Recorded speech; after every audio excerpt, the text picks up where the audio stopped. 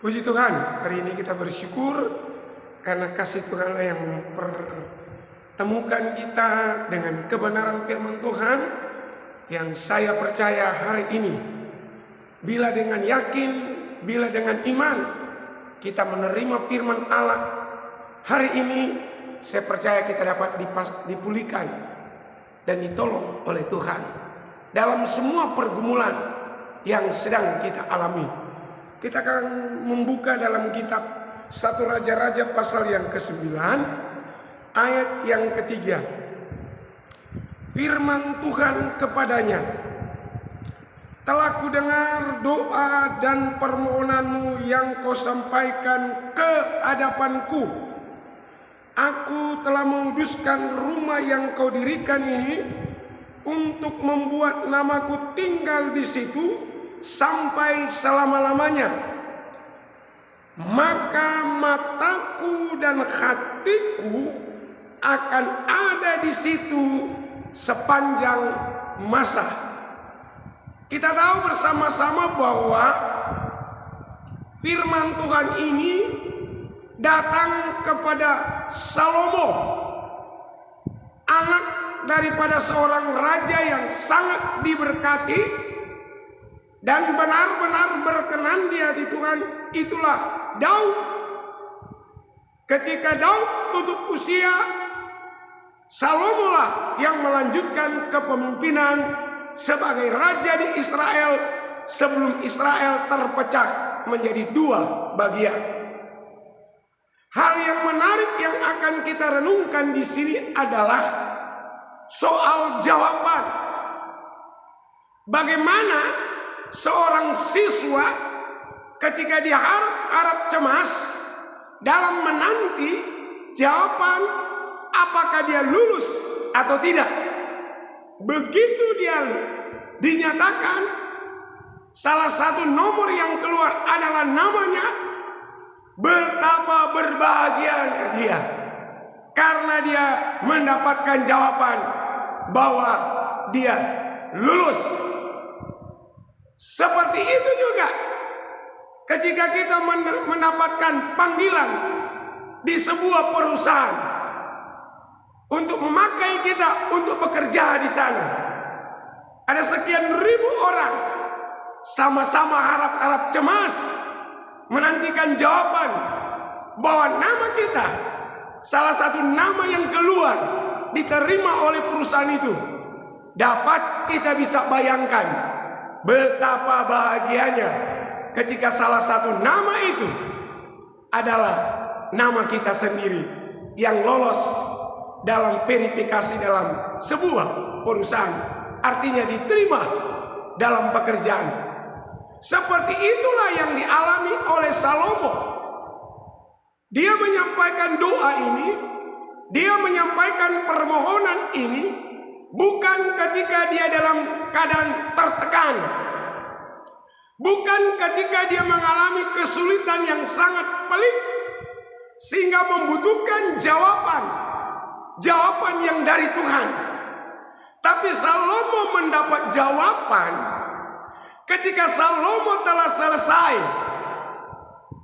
Saya ulangi, ketika Salomo telah selesai membangun istananya, juga membangun bait Tuhan. Menarik di sini Tuhan berkata kepada Salomo, semua doamu, semua permohonanmu yang kau sampaikan di hadapanku, firman Allah berkata, aku telah menguduskan rumah yang kau dirikan ini untuk membuat namaku tinggal di situ sampai selama-lamanya. Ini kalau kita lihat pasal-pasal sebelumnya, ketika Salomo selesai mendirikan bait Allah, ada doa yang sangat panjang, ada permohonan yang sangat panjang dinaikkan oleh Salomo.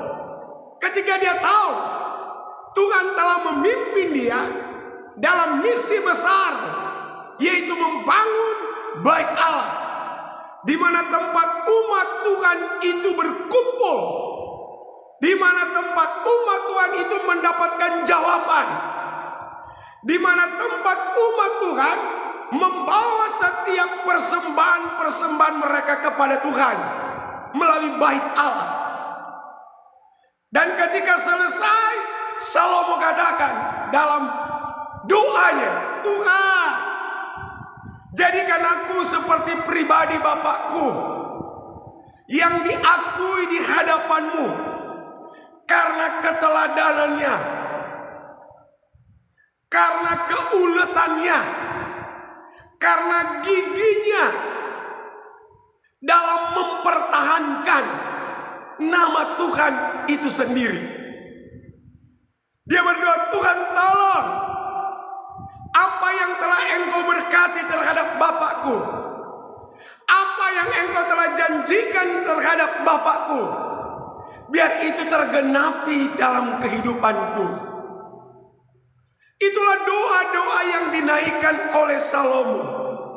Tuhan, kalau selesai bait Allah ini didirikan, selesai bait Allah ini dibangun, kiranya ini menjadi tempat rekonsiliasi antara kami, antara saya dengan Engkau.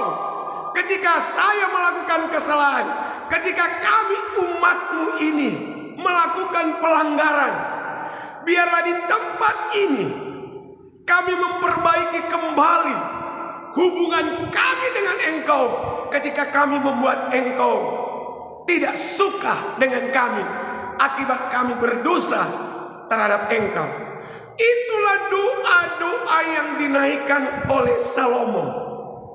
Salomo tidak sedang berdoa tentang prestasinya supaya semakin mentereng. Salomo tidak sedang berdoa supaya nanti keluarganya nanti akan memimpin kerajaan selanjutnya. Tetapi di dalam doa Salomo berdoa, kiranya aku dan umat-Mu ini tetap senantiasa ada di hadapan-Mu, tetap menjadi bangsa yang diakui oleh bangsa-bangsa lain, memiliki Allah yang hidup, memiliki Allah yang berdaulat, memiliki Allah yang penuh kasih, tapi di sisi lain memiliki Allah yang tidak mau dipermainkan.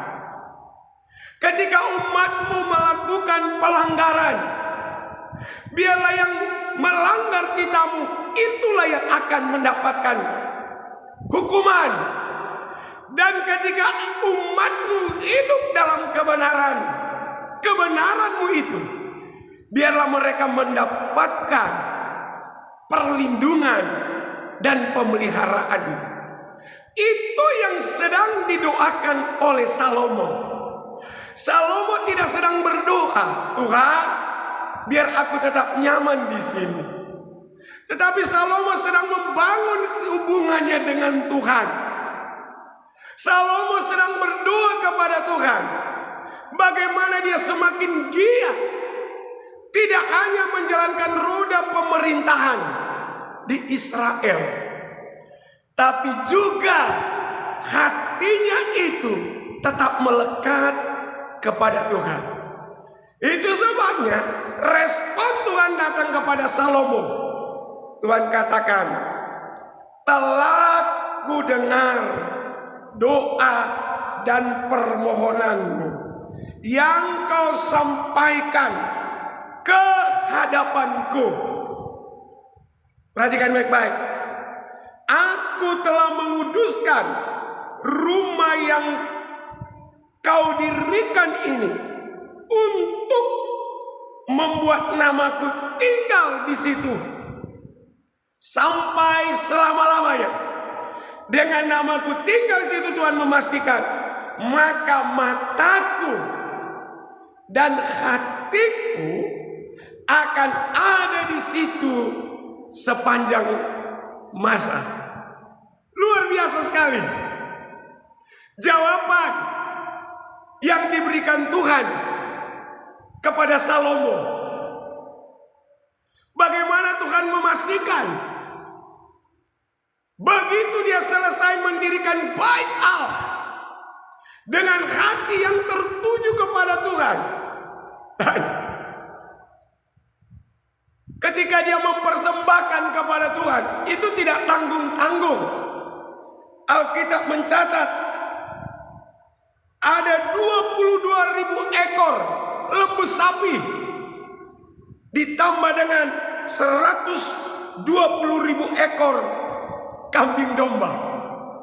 Bapak Ibu sudah bisa bayangkan, Salomo betul-betul totalitas menghadap Tuhan, termasuk persembahannya, termasuk kekayaannya.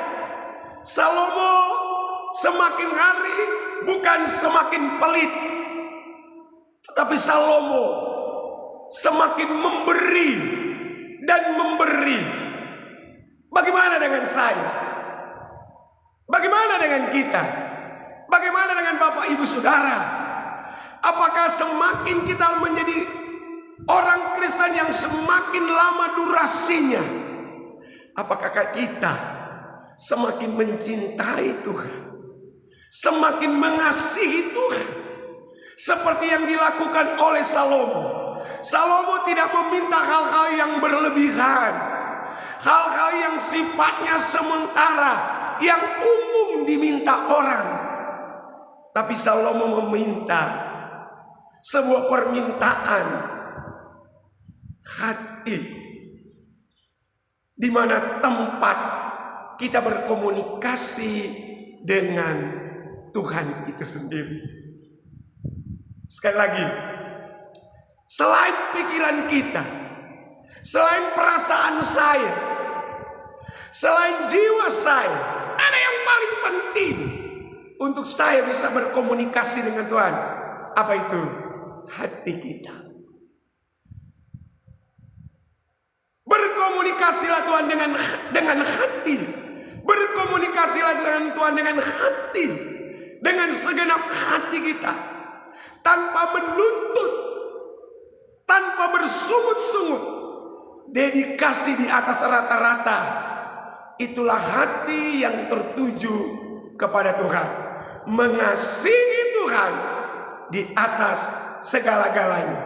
Sehingga jawaban Tuhan kepada Salomo, jawaban Tuhan kepada kita, Tuhan tidak hanya menjamin hidup kita selama kita di bumi ini, tapi Tuhan jamin juga sekarang, besok, sampai selama-lamanya.